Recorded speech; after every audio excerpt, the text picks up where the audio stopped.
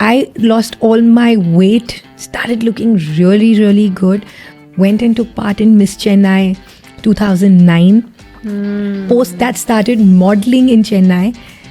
But again, the irony became I lost all my weight and I was not happy. You were still not happy? Yeah, I was still not happy. And that's when... And you were aware of this? And I think what I rediscovered and, about myself while I was pregnant, the amount of work I put with myself, and even today as a mother, I think it's brilliant. I don't think so. I've seen a better version of myself than I have seen today. Yeah. You said you had your journey, right? From 13 years and then winning the pageant and then realizing that this is not really the road to happiness and happiness is beyond that. Imagine you're in this big celebration and you're supposed to be happy. Everybody is happy. This, everybody's kind of vibing. What's wrong with me? What's wrong with me? I'm like, am I like, what's wrong with me? Why am I finding this? Then the answers would be like, oh, maybe because you're bullied, but in this environment, you're not. I don't wait for my husband to compliment me because in the morning I tell myself, you're the most amazing wife. Like, he's so blessed to have you. So there is no room for, expectations. This fulfillment inside. Yes. Because otherwise we are seeking, and then comes your affirmations. Welcome to the show, Rishita Makhija. Thank you so much. How are you feeling today? Very, very well. Did you manifest this? Yes, I'm sure. I think anything to do with women, I would love to be a part of it. And I think there's no better way to start off doing a podcast with something which says unstoppable women. So I'm quite excited. Our honor. Thank you. Lovely story, yeah. 13 years when you realize that there is something going on. Very early on to realize that, okay, my life is not okay or not okayish and I need to do something about it. I think it was because I was so frustrated and I was so unhappy that and there was nothing I would look forward for. At 13? At 13. Like, I would hate to go to school. This is Chennai? Yes. Because, they used to call me the Velle Panni, which is the white pig. Because I was fair and I was very chubby. Now I call myself chubby. Chubby, overweight. Farak hai. Yeah, now I call myself chubby. I was coming to that. Okay. Otherwise, I was fat. Okay.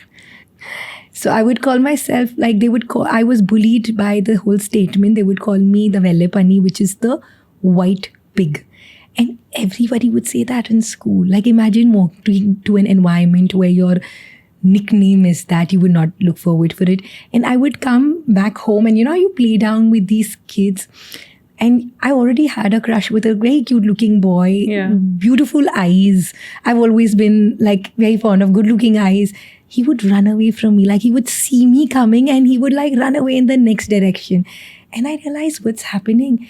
There was like nothing in my life which seemed to be going right. Though I was actually in a very loving family. Financials were never an issue. Totally my father's princess. Like, everything would come to me before I even asked for it. That's how I've been brought up. But somehow something was missing and that was frustrating me. When you're even in happy moments and you still don't feel happy, I was like, why? I think that's when but the questioning started. You were questioning why? You were questioning yourself. I was questioning because, you're like, imagine you're in this big celebration and you're supposed to be happy. Everybody is happy. This, everybody's kind of vibing. What's wrong with me? What's wrong with me? I'm like, am I like, what's wrong with me? Why am I finding this? Then the answers would be like, oh, maybe because you're bullied, but in this environment, you're not. With your family, you're absolutely accepted. Then what? But were you close to any family member? I'm very close to my father and my mother. Like, we are very close-knit family. But did you share with them? That's what you were feeling? One point I did go to my mother and did tell her that, I don't feel happy. What but did she say? What the beauty is then, what mental health wasn't spoken about. So I can't blame her. Yeah. Because very sweetly she said, Rishita, you have everything a girl of your age can ever dream of. Which was also true. She's like, then why are you not happy? Neither. So that was the answer I was technically looking out for. Why am I not happy? That's the question which came back to me. And I remember she telling me something which she said, Rishita, what? It's in and very casually, how you tell your child. I don't even think she realized the seriousness or the impact this statement would make on me. Where she said, what? It's in your hand. How can you make yourself happy? Like you have everything now. You decide how can you make yourself. But that's happy. very sweet of her, yeah. Because see, parents, it's very important for parents to validate 1 second. Like, that Yes. I hear you, I'm listening to you, I'm validating in a way that okay, I have heard you out, and then she's also telling you the next step to take. Yeah, so she just told me, she said, you know what, you have everything now, you see how you can make yourself happy. And it was a very casual statement, and at that moment, but something shifted. Because I went back to my room again crying, like I would cry that I don't want to wake up, because I didn't want to go to school. That was like the biggest, like, oh my God, I don't want to enter that place. I couldn't make friends because... But you were bullied in school and at home also? Not at home. No, I mean, where the kids yeah, used to yeah, play with. kids down, that's Any, how they any would... kind of kids were making fun, basically. a fun of my weight. So I was always Or being... did it get into your head? Were you also perceiving the world like that? They are making fun of me. It can be, now I can't remember, but I remember being unhappy. And you remember the feeling of unhappiness. I remember the feeling because, but whenever you would run, how we used to be younger, we used to go down, and at our times we used to really play down. And I would run and they'd be like, if she's the catcher, even better. None of us are going to get caught. How is she going to run? So, So these... those snide remarks are all suggested. And you know what? And they would laugh about it. I wish I could laugh about it. I think then it would have been more casual, because these days I see a lot of people be like, you know what, we don't care. But then it just like, and when it's your trigger, it pinches you a little bit more. So every word they said, I felt like, nobody is mine. So when I would come home, I think I was so close to my parents because I would be like, at least they'll get me. Yeah. And then when I went and told her, I'm not happy, she's like, now you find your happiness. I'm like, what do I do? Then I felt more lost, to be very honest. Yeah. But then the whole journey, then I remember asking myself, if Rishita, you had to be happy. So that very night, I said, what would I do? Yeah. What was my desire? Yeah. My only desire was to eat guilt-free. Okay. That's all I wanted. So I remember eating an ice cream. Yeah. And not bothering that this will make me put on, because how everybody looks at your weight and say, don't eat this, you'll become fat, don't eat this. So it was such a block that when I would eat it, I love food even today, to be very honest. I love my food. So then also I loved food, but every time I would eat it, I'll guilt eat. So that was like the emotion I would put, guilt. So I'm not enjoying it. But that night when I had that bowl of ice cream guilt-free, I actually felt a little happy. And it was the first time I actually sensed something which was different. Something inside was different. It was a different emotion. I was like, not bad. Yeah. So that led to you to look into... That led me to look into, just I think me accepting. Accepting, one, that there is weight. There is weight, and I think it's okay. You accepted it. Yeah. I think and it shifted from that day. It didn't really shift. It was a process. I will be very honest. It was not like instantly. No. I felt, okay, I'm happy. I remember eating for a week. It was like my free ticket. I was like, now I'm feeling good. Let me now enjoy my food, because that gave me happiness. And every time someone told me at that phase that, Rishita, eat a little lesser, I would be like, you know what? I love it. I just love to eat. So something I found in my life which I love to do. And I think that itself, and I think slowly, because I think I started accepting myself a little bit, I also started like feeling that people started accepting me. Or as you had brought out, was it in your head? Maybe it was then, I started feeling, and the trigger became lesser.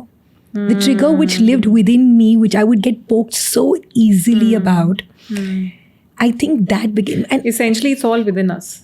It's what we think and what we emit. Exactly. Is what people catch. Yeah, it's like how you see yourself is how the world actually looks at you. And how you treat yourself also. Exactly. Yep.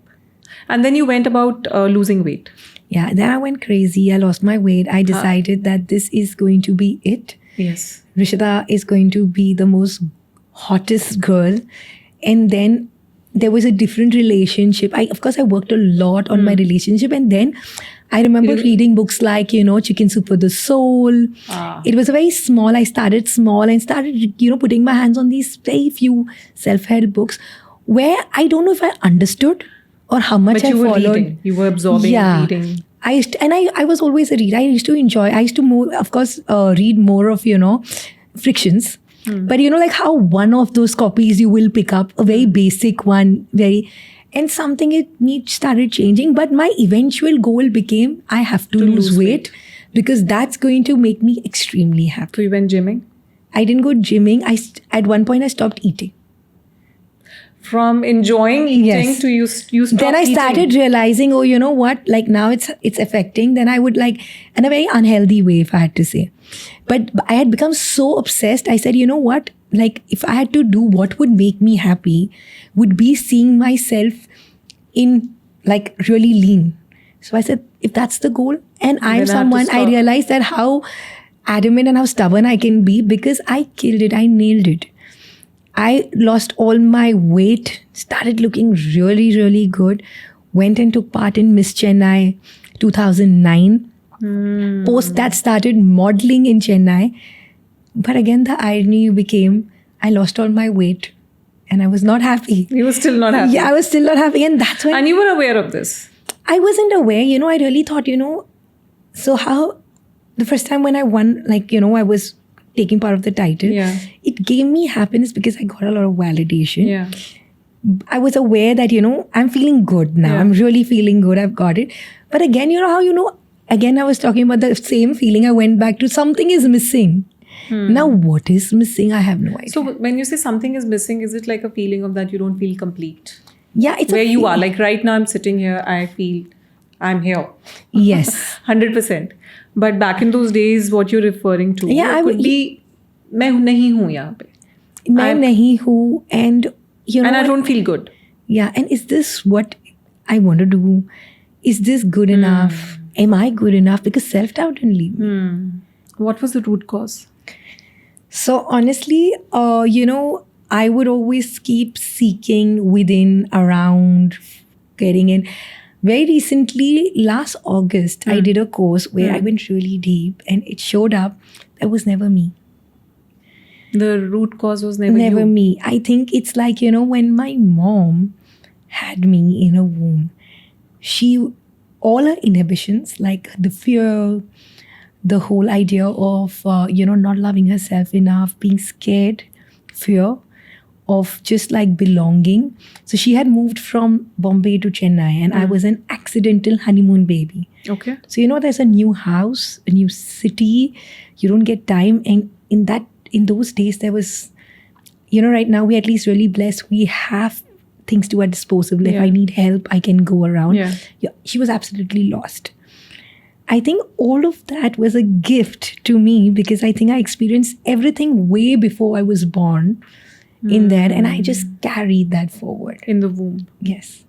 Up until I've been working on like fixing it. But that's when I realized it's come from somewhere where it didn't belong to me. And can I blame her? Of course I can't because she would have done her best in her awareness.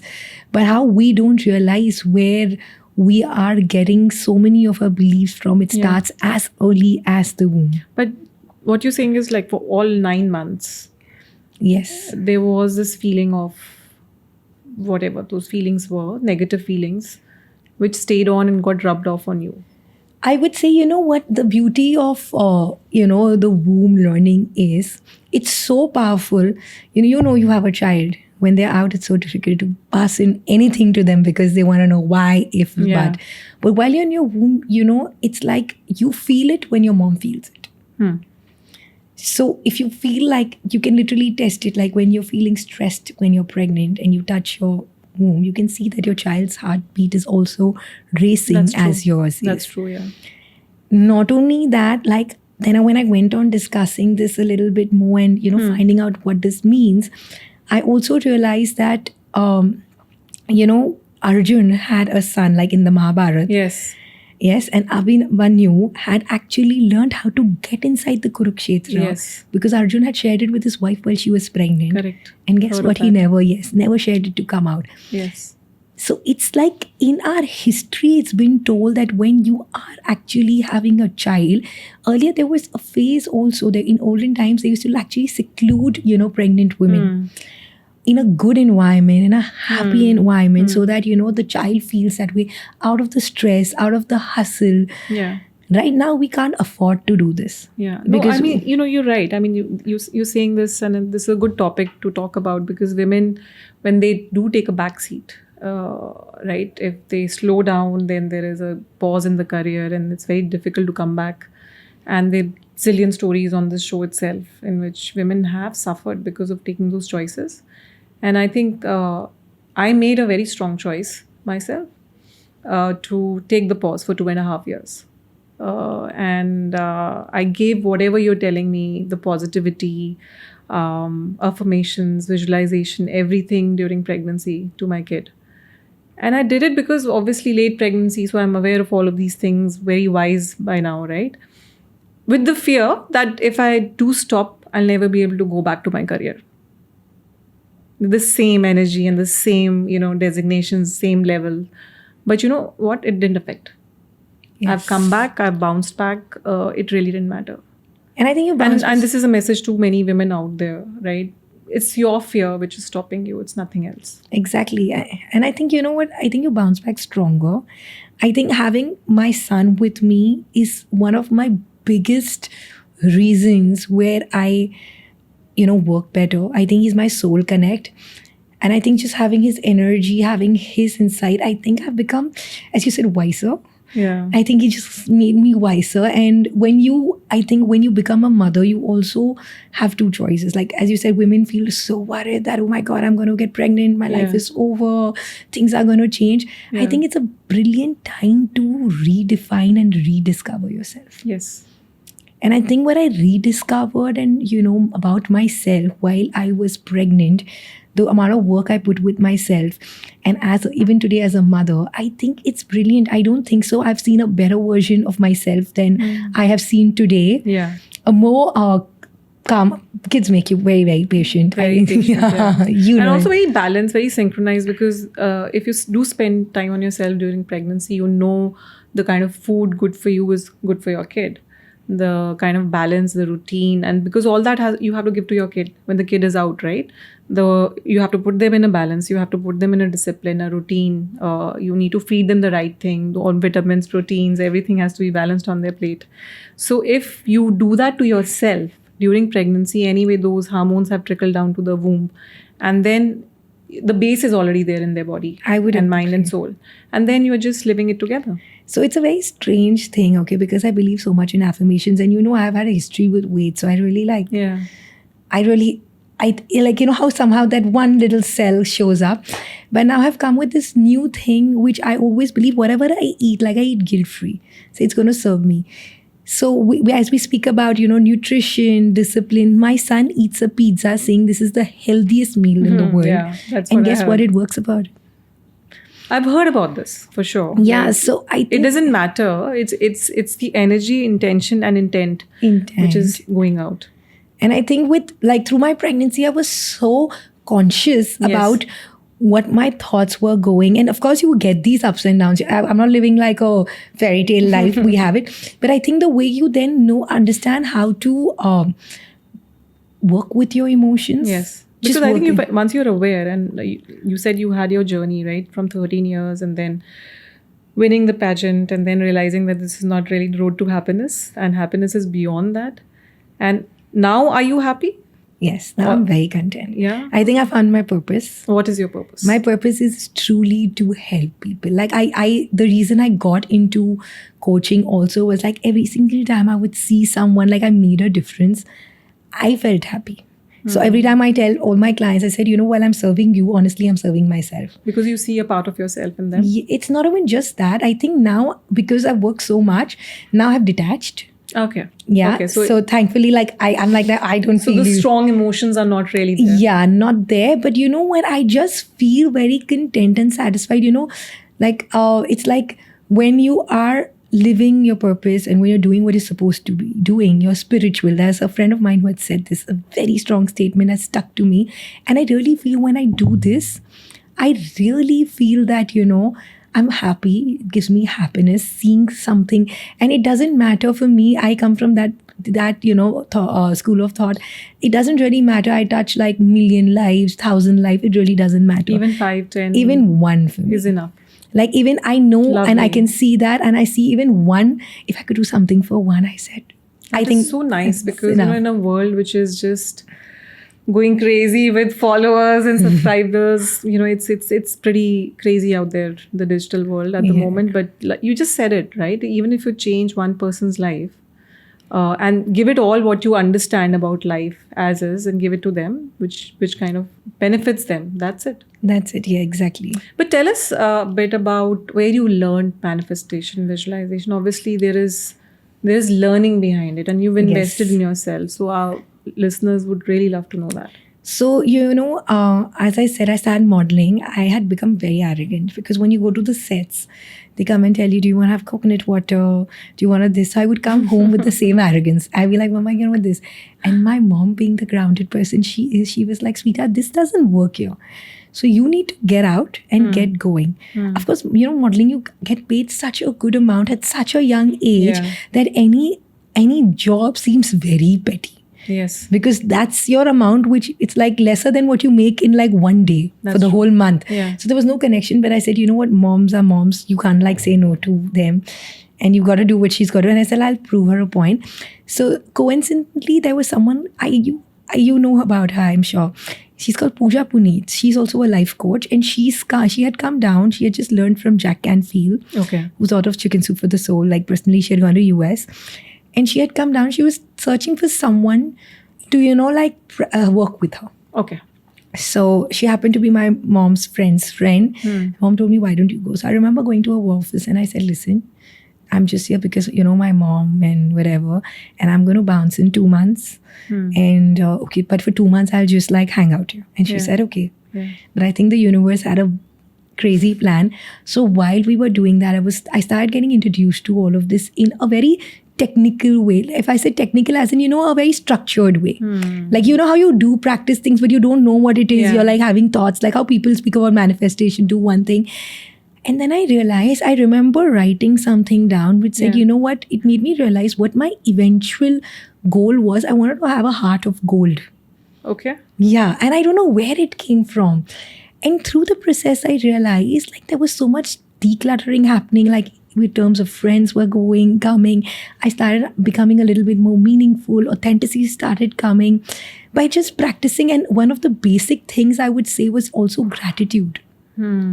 Like we give it, and I keep telling people that it seems very small, but it's really changed my life. I've practiced it for I think 15 years now, every single day of my life. So do you do like a process for it, or how's it? So I now have a morning routine. You have a routine. What is that Yeah, routine? so if you I can talk wake about? up. I love the mirror exercise where you go in front of the mirror. This is for self-love. I'm obsessed with myself. I love myself a lot, and I made it very simple because I live a very busy life. Like I'm obsessed with my son. I'm obsessed with my husband. Yeah. I'm obsessed with friends and family. I'm that kind. I'm a relationship person, to cut Right. it short. But with all of that, then comes my most important relationship. That's with me. yourself. Yeah. But you know how you're rushing and everything. So I just do a very quick morning routine where when I'm brushing, I look at the mirror and I keep praising myself. What an amazing mother you are. What a great, I love you. And like Yeah. that connect. Yeah. Then I quickly write my gratitude, read just like 4-5 pages of something. Yeah. Whatever it is, it can also be on my phone. Yeah. And do my affirmations and set an intention. And I love blessing my water for the day. That's Like- at night or morning? Morning as I wake up. Okay. Like, you know what, how you wake up to drink water. Yeah. So I always you fill bless in, it before you. yeah. drink So it. I will fill a bottle of water, and that's how the day starts. So when I'm sipping, I'm going with that intention, and like this is non-negotiable for me. This is something This would take what? How much time? hardly it takes like 5 to 7 minutes, and of course I do a little 3 deep breaths. This is my easiest, quickest. So like it's 7 to 15 minutes. 7 to 10 minutes. I've kept it really short because you know what happens. Through the day I can go a little deeper in it. But as I wake up, even this in is my rush, non-negotiable. yeah, this is non-negotiable for me. Got it. Like I've got to do this, Yeah. and it's very doable. Yeah. It's very doable. So Yeah. the consistency is not a problem with something like this for me. Yeah.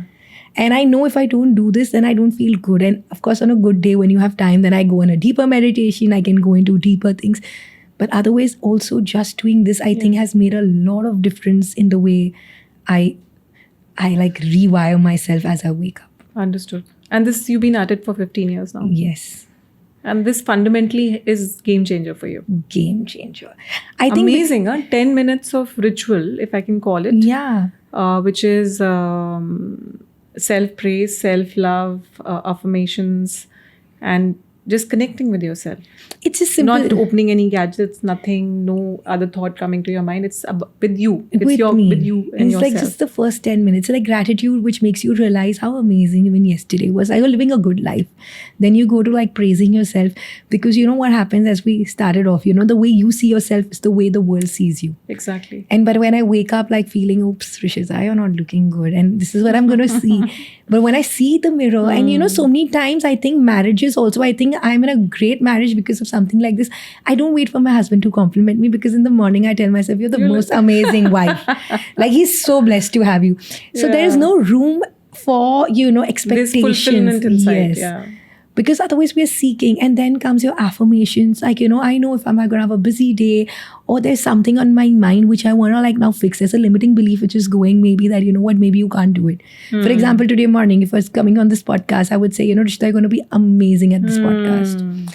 Just simply saying that. Simply saying that. 3 deep breaths, just because we don't breathe. I don't know if you heard that, like we are breathing wrong. So it's just like the 3 deep breaths just get you connected. And reading something nice is, I do not watch news. I don't even know what's happening in the world. I'm very sorry to say. Like I have no idea, because that negativity is like what you So no read. apps, nothing on your phone. Of course, I have my Instagram, I have all of it, but I choose not to watch whatever. Like for example, even on Instagram, if even a friend of mine is posting that, you know, this is happening and world is this, I wouldn't watch it. It's not that I want to be aloof. It's just that I know if I think of it, I know I'm going to manifest my reality. And your vibrations and your frequency will get affected. And my vocabulary. Okay, that too. Talk about it. So I feel for me, what really changed when I fixed my vocabulary. My vocabulary is extremely simple. Super simple, but it doesn't have words which would, you know, like be negative in terms of I can't do it. Every word has a frequency. Every word has a frequency. And it, again, I keep it very simple. I just watch my vocabulary to be really positive, because you know, when your words, how you speak, like for example, I wake up and say I'm really lazy. Yeah. What your thoughts are is how you feel. So I felt lazy, so I'm going to be lazy. And you send the signal to the body. But imagine I wake up, I said, you know what, I want to like nap for 10 minutes. Yeah. But after that, I'm going to be energetic. I just fixed my whole morning by just saying so, you know, I think vocabulary is so important that we don't really, you know, pay too much attention in the simplest thing. That's exactly why gratitude. So I'm grateful for this. Then your vocabulary shifts. When you start seeing your vocabulary shifts, you start seeing your environment shift. Yeah. You won't watch thriller movies, action movies? I do. When I say negative, see, I have a very happening life apart from this. Exactly why I keep everything super simple, because you know what, otherwise life has to blend in, integrate. It has to integrate, because I just don't want life to happen to me. I know it's happening for me. But for it to happen for me, at least I need to be in awareness. So things which I can avoid, when I know, like taking a newspaper and seeing someone being murdered or raped is not going to serve me. Not going to add to anything. Yes. And I know I really can't do anything about it. So like for example, it's about the circle of influence, they say, right? Like it's if my circle of influence is my family, first of course it's me. Then it's my family, it's my office, it's my people connected to me. Let's say for me, it's in Himachal. But beyond that, if I start worrying about my relatives in America and if they need me right now and if I'm not available and start feeling guilty about it, that's not the right approach to take. That's negative approach. And you know what the problem is? We're worrying unless you're doing something. So, you know, when I'm worrying about someone, I'm only sending you more negative energy. Or energy for low. Oops, this happened. It's not going to help them. It's not going to help them unless I think, you know what, in this aspect, something is... And I know, you know, universe has its way. If I know I can help in that aspect, it anyways comes to me. So in that way, if I can do something for you, it's going to show up as an opportunity in my life. Okay. But apart from that, as a sign or as a sign, it's going to show up. It might just show up in my feed when I don't even read. It will still show up, and I would resonate with it. Yeah. But apart from that, I'm only sending in more energy, which is not helping someone. For example, you know, when COVID was happening, everybody would just call each other and say, "Oh my God, you've got it. Are you okay?" you didn't help the person. You just made them, you freaked them out. Like, you're like, oops. They're going to come and get you. Yeah, and you're like, oh, this happened to me and this Yeah. happened. You didn't really help someone. Unless you call them and, tell them, hey, listen, you know what, I'm sure you're going to be fine. You'll be fine. Exercise or whatever. Yeah, and you know what, in fact, this is just going to kill all the cells and you're going to get these cells and you're going to come out of it like a new person and create a new fantastic meaning for it. If you can't do that, don't at least make them worse. That's my belief. So you are talking about frequency, right? Yes. What I'm listening throughout the talk now is about vibration Yes. and frequency and how you keep it up. Yes. And you have hacks and you have some techniques and you've been training yourself, doing courses. Yes. And that's what you're teaching your students as well. But I think what you're trying to do also is, Rishita, if I'm getting it right, is making it simple. Yes. Right? That's Whatever one. you're teaching them, it's simple hacks, not like really laborious rituals to be conducted for half an hour, 1 hour, 2 hours. Yes, because I know that doesn't work. I've also tried to do them. I've also failed. Okay. Because, the lives we live, and I know the genre I speak to is all people in my time in hand. And then, what happens? We just ignore it. So I like to keep it really simple that, hey, listen, just do this and you're going to be okay. Like, you don't really need to do too much. It's super simple. And that's what I say. If I can do it, anybody can do it, because I'm a living example of keeping it the simplest. With this simple hack, you visualize your son's eyes. Yes. So You want to talk about it? yeah. So I tell my son, you're like my walking, talking, example of how things can really get manifested. So you visualized his golden hair and grey eyes. Yes. And the irony is, when I visualized, there was one cute little picture of this guy having grey eyes, golden hair, and hair was less.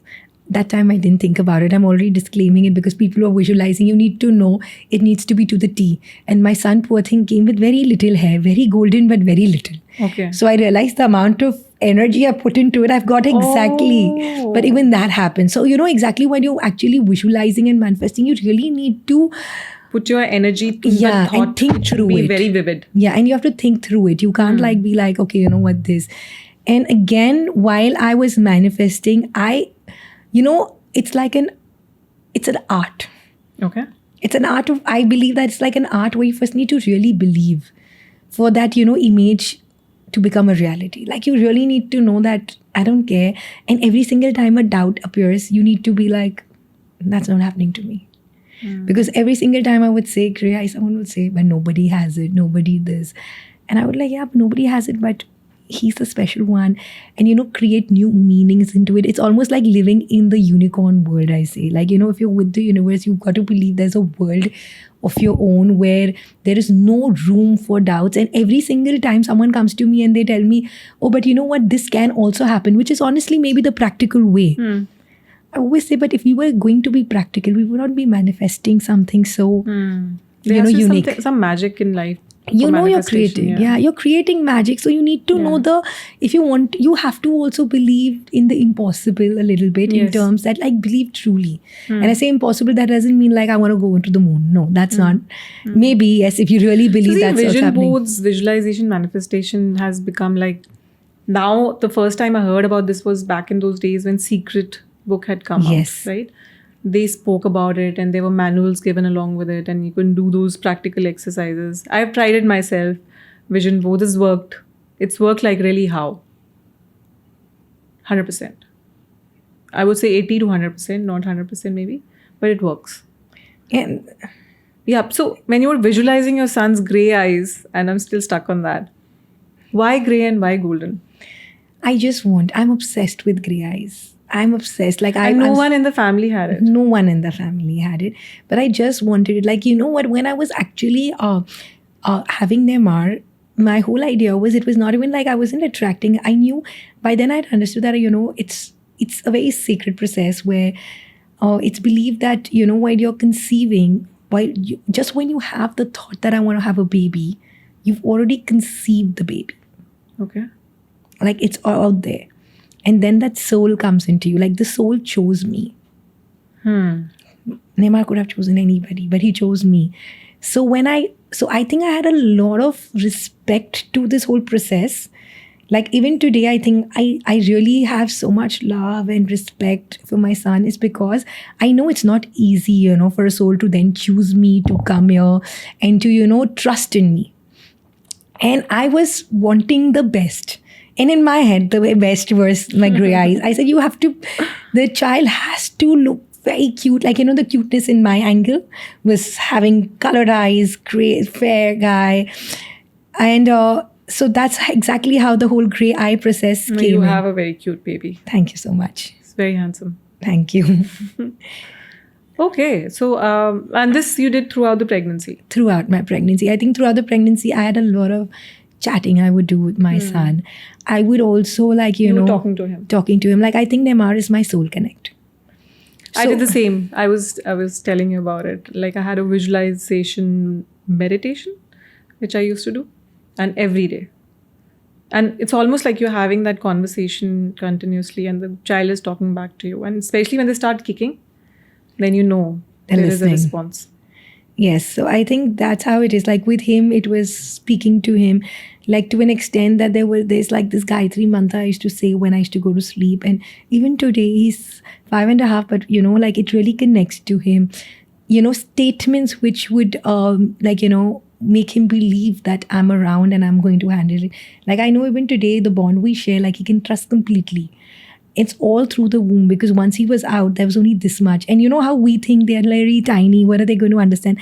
I think the womb learning with Neymar was one of the most profound thing which I've ever experienced as a mother because I honestly did it with very little understanding. Okay. Up until you don't experience, I always believe that I, teach what I follow. Yeah. But this I had never experienced. So I was just like randomly, like whatever I knew, I would just do. Yeah. Like I would like talk to my child. I would be doing affirmations for him. I would be like, even while I was nursing him, he was a preterm child. Okay. Every time I would nurse him, I would say that, I'm going to grow strong. I'm going to grow. I love chubby kids. I wanted chubby and he was 1.8 kgs when he was out. To an extent, 3 months from the time he was born, my doctor had to look at me and says, please stop it. He's going to be obese. And I said, this is magic to my ears. So, like it really worked so much. And once I saw that, I said, this is really magic. Like, if this is what you can give your child, like, of course, I can't protect him from whatever he has to experience. He's going to fall, he's going to fail, he's going to do everything. He's going to make his own share of mistakes. But I know he's going to do it way better than I did because he's going to be emotionally way more profound with a better perspective in life to handle them a better way. Yeah. Conscious parenting. Yes.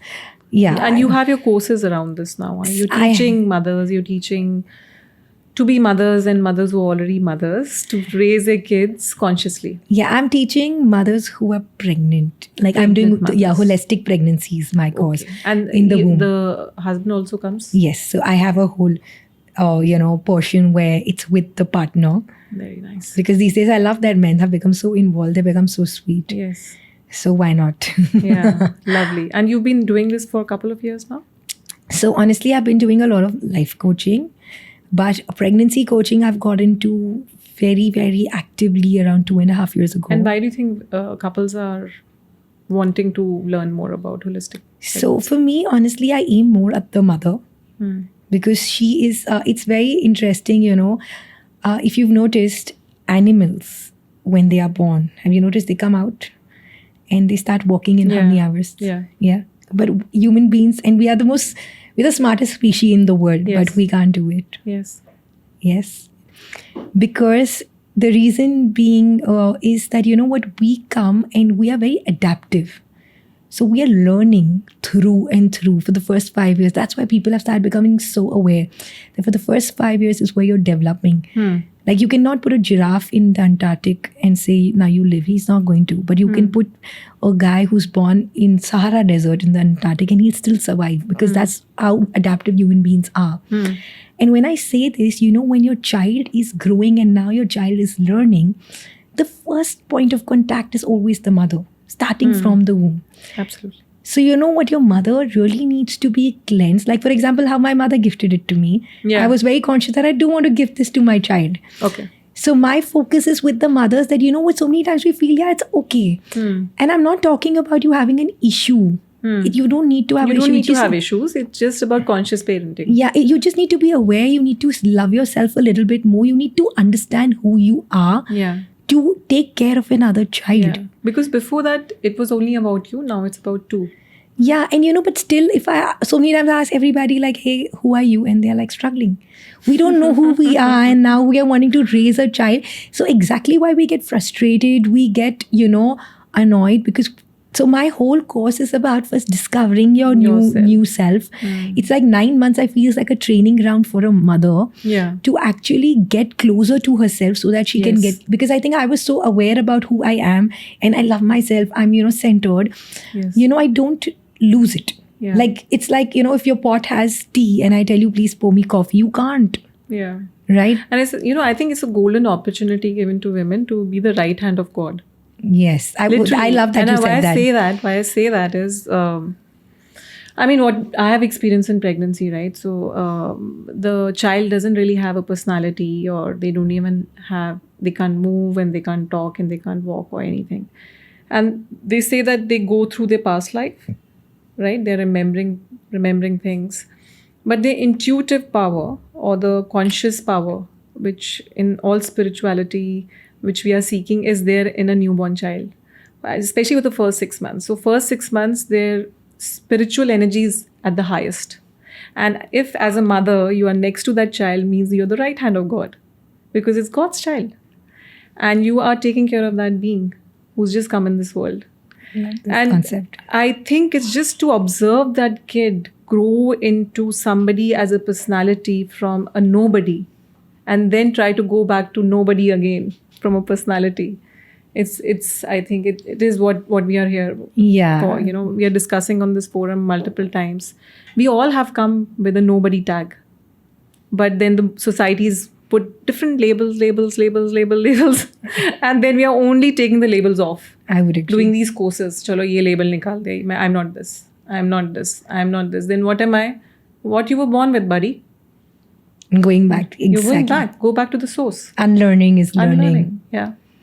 And that's what I'm saying, it's such a profound experience to be a mother, and really blessed. Anybody who's a mother and gone through that experience, it's divine. And talking about work and taking break from work, I think you should take break from work. 6 months, 1 year, whatever it is. Because that time is very different from any other part of your life. Because we are talking about postpartum period is kicking in. I'm fat, and hormones are playing the havoc, what they're playing. But it's also the experience of looking at this being grow along with you, will never come back. Also, I think because we have so many expectations from ourselves, that's why postpartum also too much. Come. Yeah, too many like these days, you go to school and mothers are like, so what do you do? And you're like, what if I just want to be a mother? That's a full-time job. Yeah, and that's... someone asked me when I took time off, and I told this lady that, I took a sabbatical. She said, don't call it sabbatical. It's not a sabbatical. You were a full-time mother taking care of your child. It's a hell of a job. That is a job. You were doing a job for yourself, for your family, for the kid. I'm like, yeah, it's not a sabbatical. That's such a wrong thing to say, sabbatical. Literally, it's, I think for all women out there, just do what's the need of the hour and not worry whether things will work out or not. Universe will make things work out. If you really are in the right space and place and heart, the universe will make you. I would agree. Things work out for you. I think that's exactly what you've been talking to your clients about. Exactly. That's where I keep saying that, what the thing is that we fall into these traps of wanting too much, being too much. And then we have a baby, and then we get more overwhelmed because in already too much life now, we have another responsibility. But when you're pregnant, if you just slow down to really understand what you truly want. That's an opportunity. That's a time to realize that. Understand what you really want, what are your priorities. Because, for me, I think I'm a relationship person. So I know in comparison to if it's work and relationship, I'm definitely going to choose that. So I, set my goals in that way where I'm not saying that, it's going to be Neymar's birthday, but I'm going to have my webinar happening today.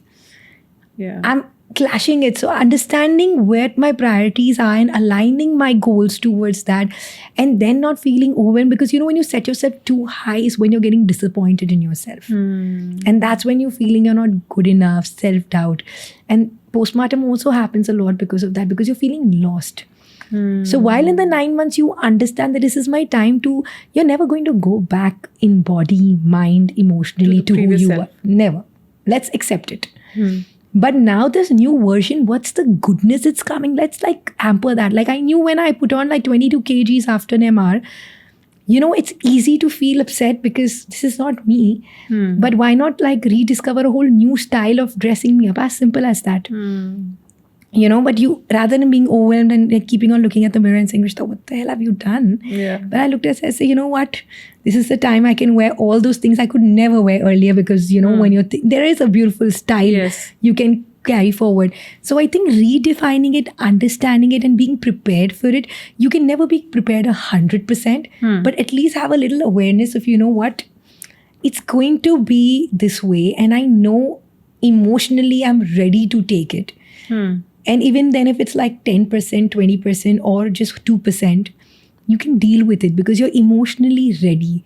It's as simple as that, emotions kick in. That's why we say we're hormonal. Yeah. So just like, analyzing that stage. Like when I was pregnant, I never threw up. I never had morning sickness. And I would say it's all thanks to the mindset. Yeah. And it was such a beautiful pregnancy to an extent that like... Because you were enjoying it, right? You were in Yes. the moment and completely connected. To the kid. Yeah. So, and I really wish that women really enjoy this, because it's one of the best phases of your life. Why wouldn't you want it any other way? And this is the time you get your child exclusively to yourself. That is so true. So why not like get that bond going so strong that then you have it for life? Visualization boards. Let's talk about that. Well, You have workshops around it, yes, right? I do. So there's a process. So, yes, there's a process, and I teach you how to do this. It's about, like aiming at every sphere of your life, Okay. and like having it in all in sync, as I say, a sync. As I So said, it has to be in harmony. it has to be in harmony. It's like the stroke of the cycle, If like even one is bent, your cycle wheel wobbles. And that's what happens in life. At times work is going great, but relationships are not good, you're not happy. Yeah. Relationships are great, work is not good, you're still not happy. Correct. So your life needs to be in momentum and a good balance, at least. If it's like if I'm a 7 on 10 in a particular thing, at least I'm like a 8 on 10, but not like a 2 on 10. That's where the discrepancy comes. Extremes are bad. Yes. Is what you're saying. So in the vision board, first we understand how to, prioritize and align your goals, and then to also see what are the limiting beliefs I own. Because, while I'm saying I want to do this, Yeah. maybe I'm not ready. Like I know for a matter of fact, like when I had Neymar, I had to give myself 5 years to now be out there and starting to travel or doing what I needed to do, because I knew I wasn't ready. But I can't look at the universe and complain and blame that, hey, you didn't give it to me. But I wouldn't have taken it. Yes. Like even if the opportunity would have come, I wouldn't have taken it. And being very specific about what you want Okay. in your vision board. When you Like- say that, I've heard this a couple of times. Like for example, people keep saying I want to be rich. Hmm. Now, rich for me and you itself is very different. Rich for someone down the road will be very Absolutely. different. Yeah. And then God gives us like an amount of 2-3 lakhs. And then you're like, but I'm not feeling rich. This is nothing. Yeah. And then, but the universe listened to you. But now the problem is like, you didn't say what rich means to you. And every word has a very different, like it's the most, everybody I see will be like, I want to just be happy. Now, define happiness Happy for with me. what? How? Yeah, and you know So you what? visualize what happiness Yeah, means. so you know what? When your goals are, so first we write down our goals. Okay. Once the goals are written, then we start making the affirmations about them, dealing with the self-doubt, and then going into the visualization. Understood. The problem is like if you it works even when you put it down and believe it. I wouldn't say. And the beauty of the manifestation and the vision board is it works very differently for different people. Like maybe this method works for you, so I give you this whole elaborate method. Yeah. And then you will again find out your favorite step on how you do it, Okay. and you'll stick up to it. But I always believe that, like, when my client goes out, they need to have a vision board with their affirmations and with a general idea of, what belief system they have about that So particular this thought. workshop takes how many days? It just takes 4 hours. 4 hours. Yes. It's a weekend.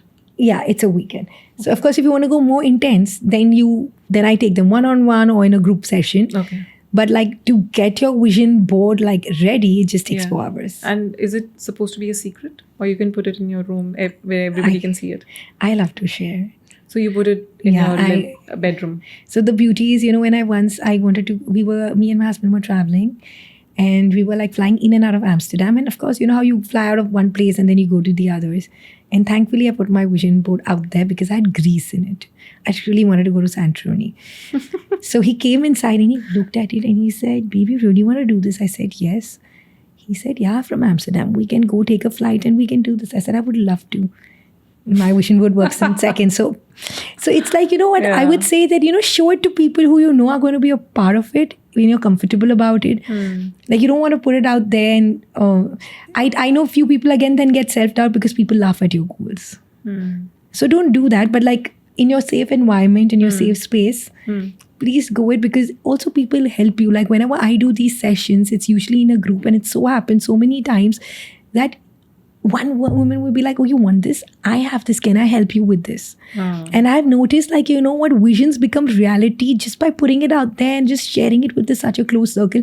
And that's why I love to do this vision board session in groups, because it already creates magic. Because when I look at you, I'm also sending you good energy to your goal. So it's a good safe I guess environment. it makes sense when you're coming for a purpose to a workshop, but Yes. like not people who are not your well-wishers. Exactly. If they get to know about your plans, Yeah, they're copying their it. energies can- Okay, save your vision boards, guys. Okay. No, but it's really powerful. Jokes apart. It's really, really powerful. I'm all for visualization, manifestation, vision boards, positive affirmations, and having a daily routine. Like, your routine is for like 7 to 10 minutes. It really doesn't matter. People can have 15 minutes, 25, 30, as long as you're taking out time for yourself, Yes. right? Because that's the most important person in your life, which is yourself. Connect every morning before you set foot out. So lovely having you on the show. Thank you so much. I had such a good time. Yeah, this is just beautiful. We manifested you on the show. I told you what's on my mobile, right? Yes. I showed it to her. I love it. Yeah. So lovely. You want to define unstoppable spirit in your own words? For me, I think, keep just doing what makes you happy and you're going to be unstoppable, is what I feel. So seek your happiness. Seek your happiness and follow it. Okay. Like, when you find it, a lot of us lose it again. Don't lose it. Just keep going. Because, I think as women, so many times what happens is you get carried away because there's so much more, many people you want to keep happy. And that's when you lose yourself. So for me, I think the unstoppable spirit is don't lose yourself in the journey of being there for others. You can be there for others. In fact, a little bit more when you're there for yourself first. Lovely. Thank you so much. Thank you so much Thanks for having coming on me. the show. Thank you.